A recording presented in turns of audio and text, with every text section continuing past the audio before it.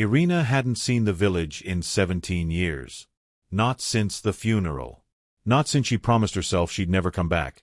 And yet here she was, standing at the rusted gate of her family's house, the same house that smelled of cold stone and mothballs even in summer. She turned the iron key in the lock.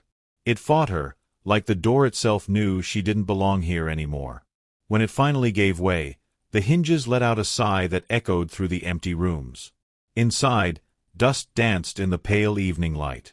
The hallway felt narrower than she remembered, as if the walls had been quietly breathing all these years, inching closer, waiting for her.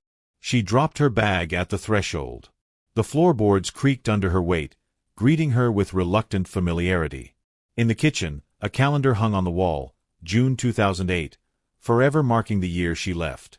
She found the switch, but the bulb just flickered, buzzing like an insect trapped in glass. She left it off. Darkness felt more honest here. Outside, the wind carried a sound she had nearly forgotten, the creak of the old garden swing. It used to stand under the walnut tree. Her mother would sit there in the evenings, humming low songs that never had words. Now, the swing moved on its own, back and forth, a rusty lullaby to a yard grown wild. Iryna stepped out onto the porch. The air smelled of damp earth and something else, something metallic. She glanced toward the well at the edge of the yard. Its wooden cover lay slightly askew, as if someone had been there recently. She felt a cold prickle crawl up her neck. No one lives here anymore, she reminded herself. The neighbors had all left, died, or simply vanished into the city's hunger. She was alone. She had to be. But the well dripped. Water. Or something else. She told herself she'd look in the morning. Right now, she just needed sleep.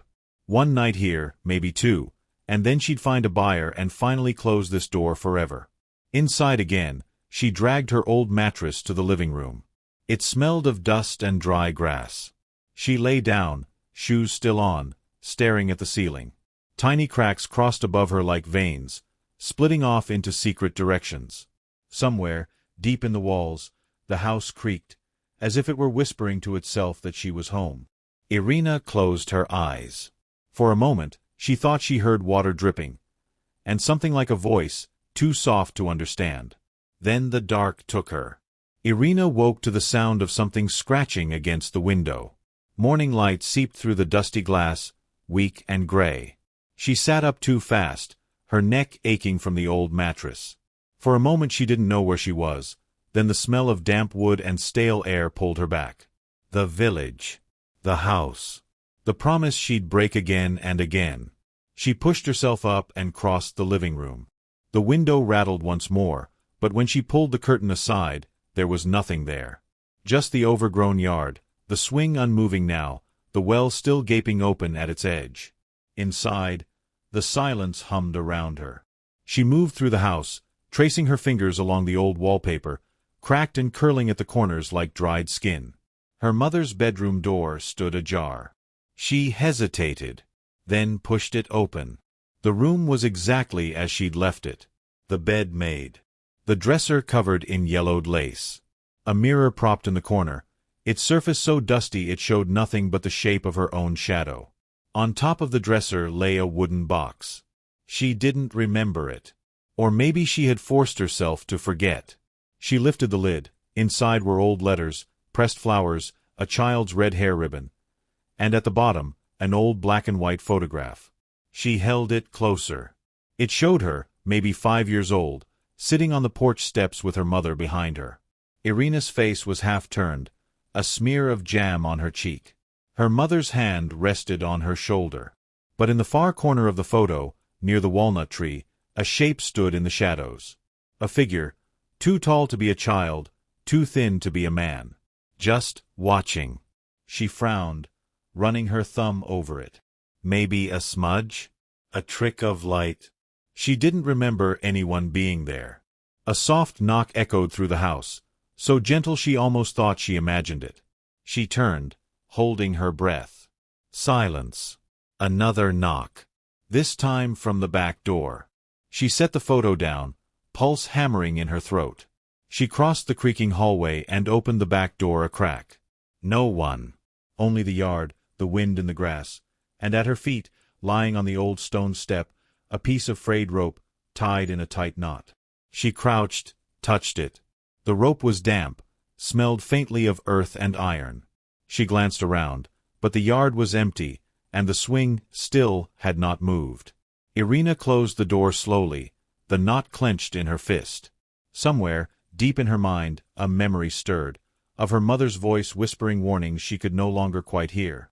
Iryna sat at the kitchen table long after the sun had climbed above the crooked roofs. The knot lay before her, dampening the wood beneath it. She turned it over and over, trying to convince herself it was nothing, a scrap of rope, a prank by a passing drunk, a trick her mind wanted to play. But the knot was careful, deliberate, tied in a way she vaguely remembered from somewhere deep in her childhood, a pattern she couldn't name but her hands somehow recognized. She left it on the table and went to the sink. The faucet coughed up rust before giving her a thin stream of water. She splashed her face, watched droplets slide down the cracked porcelain. When she looked up, her reflection stared back at her from the small mirror above the sink. Something behind her shoulder flickered, a shape at the edge of the hallway. She spun around. Nothing. She forced herself to breathe. You're tired, that's all. Tired and alone in an old house full of ghosts that only live in your head. She almost believed it, until she heard it again. A soft, distant humming. A lullaby without words. Her mother's voice.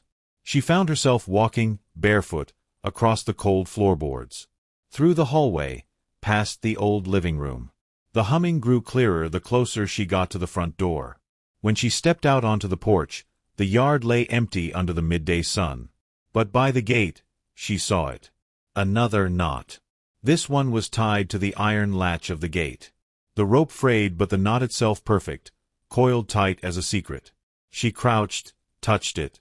The rope felt warm, almost pulsing under her fingers. She looked up and nearly gasped.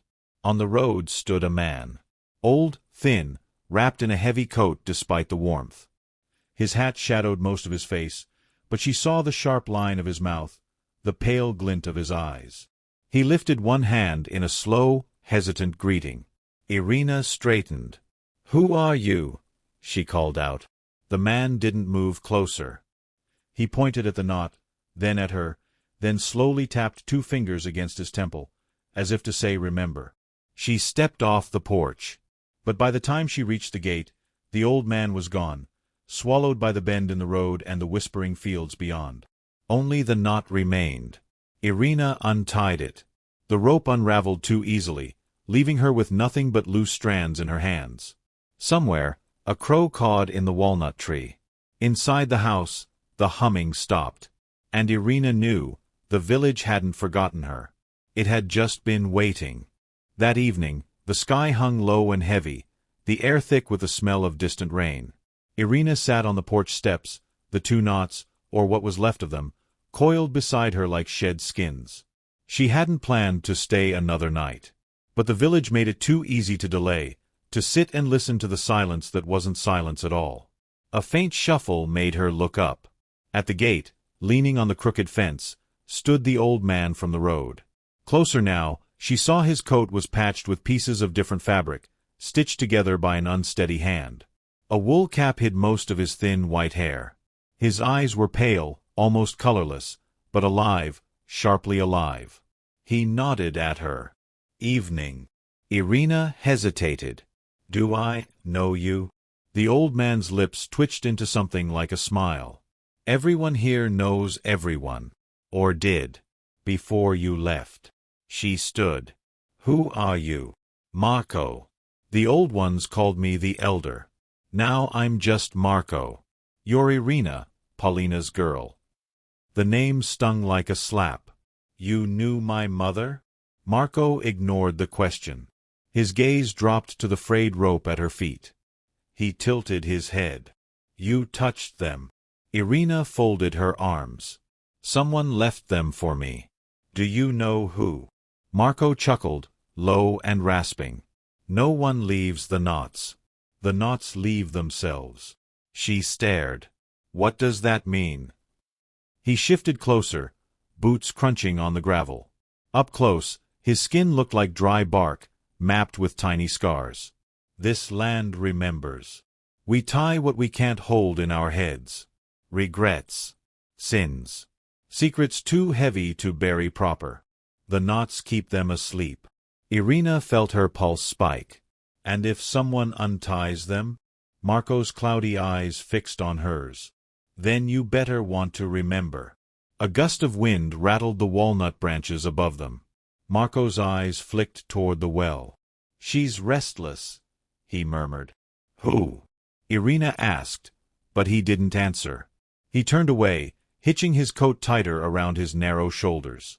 Don't sleep in there tonight, he said over his shoulder. The walls are thin when the knots come loose. Wait, she called, but Marco was already moving down the road, swallowed by the dusk and the tall grass at the lane's edge. Iryna looked at the knots again, the rope now little more than limp threads, and felt a terrible certainty curl in her chest. Whatever she had forgotten, it wasn't done with her yet. Inside the house, the mirror in her mother's room caught the last light of the day, and in its glass, something flickered behind her shoulder. That night, sleep found Iryna only in scraps. She lay on the old mattress again, blanket pulled to her chin though the room was too warm. Every sound, the groan of the rafters, the soft tick of pipes, felt like a whisper just out of reach. Somewhere near dawn, she woke to the faint drip, drip, drip. She thought at first it was the old faucet. But the sound was wrong, thicker, deeper. Coming not from the kitchen, but the far end of the hallway. She forced herself up, bare feet cold on the splintered floor. She moved by memory, past the living room, the faded photos on the walls that seemed to tilt when she wasn't looking. The dripping grew louder as she reached her mother's bedroom. She paused at the threshold. The door stood half open, just as she'd left it, but inside, the darkness was denser, like a pond of ink. She pushed the door wider. Moonlight spilled through the cracked window, falling across the mirror propped against the far wall. The dripping sound was coming from there, from the mirror itself. She stepped closer. On the floor in front of the mirror lay a shallow puddle. She crouched, touched it. Her fingers came away slick, metallic-smelling. She brought them to her nose. Blood. Thin, diluted, but unmistakable. Her breath fogged the glass as she leaned in. At first, she saw only her reflection, hollow-eyed, hair tangled over one shoulder. Then the reflection rippled. Behind her, in the mirror but not in the room, a figure shifted. Small, slight. A girl in a white nightgown, a crown of wilted flowers tangled in her hair. The girl's head tilted, as if listening. Iryna spun around. The room behind her was empty. She turned back to the glass. The girl was closer now, staring straight at her, eyes wide, mouth moving but no sound coming out. Iryna pressed her palm to the glass. The girl mirrored her, small hand against the other side of the cold surface. Her lips shaped words Iryna almost recognized. Don't forget. The mirror fogged again, this time from the inside. Iryna stumbled back, knocking her shoulder against the dresser. The mirror quivered, its surface rippling like water. A thin crack splintered from the top corner, spiderwebbing downward. And then, silence. The girl was gone. Only her own reflection stared back now, pale and trembling, hair stuck to her damp forehead. She touched the crack in the glass. A drop of the dark liquid oozed out, trailing down the mirror's frame to join the puddle on the floor. From somewhere outside, the old garden swing creaked once, a sound so sudden and clear she nearly cried out. Iryna backed away, through the open door, never taking her eyes off the mirror until she was in the hallway again. She pressed her back to the wall, heart hammering. She could still feel the cold of that small palm against hers. Somewhere in the house, a floorboard creaked, but this time it wasn't under her feet. By morning, the air was heavy with the promise of rain. Iryna hadn't slept again. Her eyes raw, mind bruised by the sight of that crack in the mirror and the cold echo of the child's hand. She sat at the kitchen table, staring at her cold tea. Outside, the swing moved in slow arcs though the wind was dead still. She knew she couldn't stay inside anymore. The walls felt thinner than skin. She needed air. Face. Answers. She grabbed her coat and stepped off the porch, ignoring the way the grass clung to her boots like hungry fingers. The old path behind the house led through the orchard, then out to the open fields that once seemed endless when she was a child. Back then, she and the neighbors' kids would run through the tall rye and weave wreaths from wildflowers, pretending they were queens of kingdoms that never existed. Now, the field was overgrown, tangled with weeds and whispers. She paused at the edge, the sky a low bruise above her. Somewhere in the green she saw it, a shape too white to be wildflowers. She pushed through the stalks, heart hammering. A wreath lay in the grass, twisted from fresh flowers, daisies, dandelions, and long strands of wild rye, but the petals were wilted, browning at the edges as if they'd been waiting for her for days. At its center lay another knot, smaller than the ones before, tied with a thin, dirty ribbon. She crouched, fingertips hovering just above the wreath.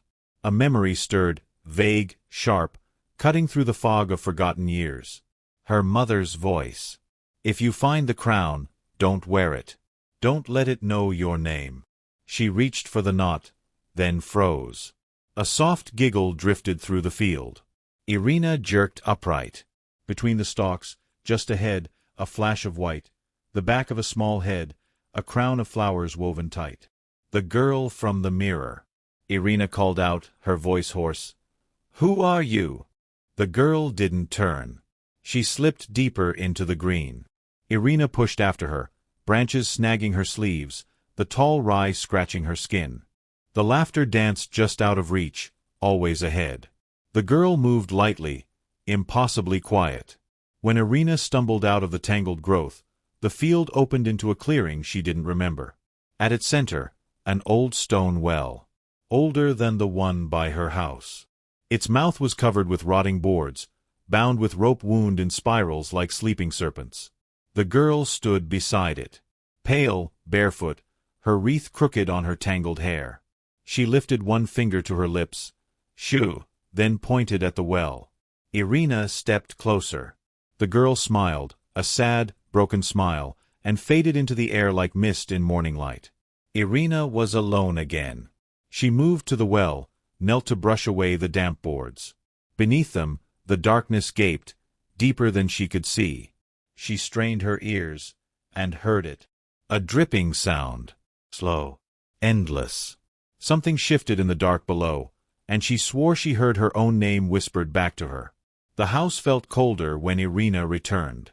The sky had darkened with swollen clouds, and distant thunder rolled over the fields like a slow warning.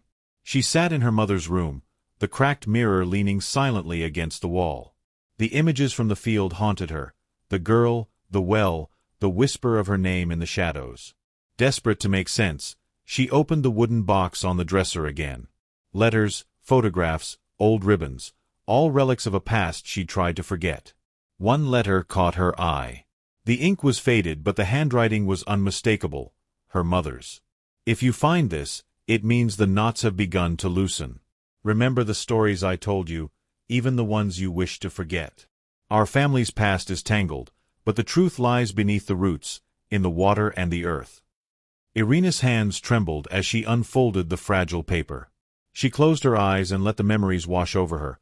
Flashes of laughter, arguments, a hidden room beneath the house, voices muffled behind locked doors. A sudden chill filled the room. The mirror fogged from the inside once more, and the faint shape of the girl appeared again, mouthing the words, "Remember." Iryna felt a surge of something she hadn't felt in years.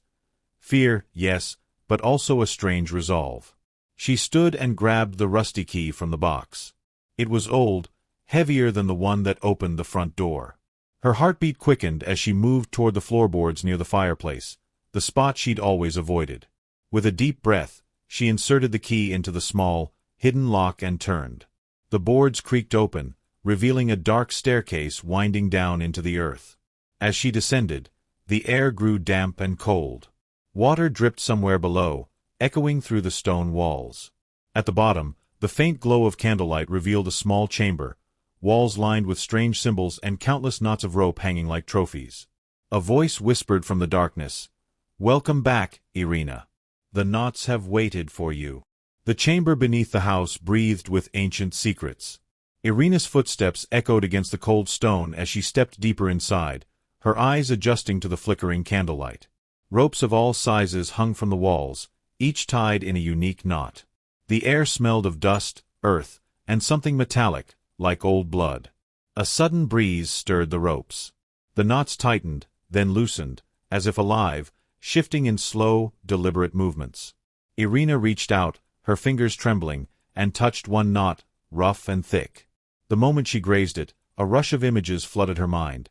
Childhood laughter, whispered secrets, harsh words, a shadow lurking by the well. Her breath hitched. The ropes vibrated beneath her touch, unraveling strands like threads of memory pulling free. Voices rose around her, overlapping, echoing, voices she had buried deep inside. A scream. A whisper. Her mother's voice calling her name. Iryna stumbled back as the ropes began to unravel faster, releasing a cold wind that swept through the chamber, extinguishing the candles. In the darkness, a faint glow pulsed. The girl from the field and the mirror appeared, her eyes wide and pleading.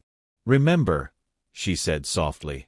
Iryna's mind flooded with the truth she had tried to forget, a family curse, a betrayal buried in silence, and the reason the village had become a prison of forgotten knots. As the ropes fell to the ground, loose and useless, the chamber shook. A voice whispered behind her, "The knots are unbound.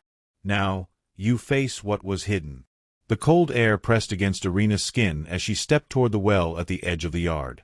The moon hung low, casting pale light on the cracked wood covering the opening. Her hands trembled as she pushed the boards aside. Darkness yawned beneath, swallowing the weak glow of her flashlight. The air smelled of damp earth and something older, something forgotten. She descended carefully, the rope ladder creaking beneath her weight. Each rung felt like a heartbeat, slow and deliberate. At the bottom, a cavern opened, carved stone walls slick with moisture. Water dripped steadily into a shallow pool, sending ripples that shimmered in the flashlight's beam. From the shadows, a figure stepped forward, the girl from the mirror and field, pale and silent, her eyes reflecting the darkness. Iryna's voice caught. "What are you?" The girl reached out, touching the water. The surface rippled, revealing images beneath. Faces twisted in fear, whispered confessions, the knot of a family's curse tightening through generations. "Remember," the girl whispered, "or be lost." Iryna looked into the water and saw herself, trapped in a loop, tied to the village and its secrets. A cold hand gripped her wrist. She turned sharply, but the cavern was empty. Behind her, the water began to rise, swallowing the stones, threatening to pull her under. She fought the current, clawing her way back up the ladder. As she emerged gasping, the well snapped shut behind her, the boards sealing as if nothing had been disturbed. But the village had changed. The knots were loose, and so was her mind. Iryna woke on the creaking mattress, her heart pounding like a trapped bird. The dawn light filtered weakly through the cracked window. For a moment, she thought she was free, the nightmare over. But then she saw it, a new knot lying on the doorstep, freshly tied, still warm to the touch. The house whispered around her, the walls breathing with the weight of forgotten memories. The village had not let her go. She stepped outside, clutching the knot, and the world blurred. The fields, the well, the swing, all repeated, a loop tightening around her like the ropes she had tried to unravel.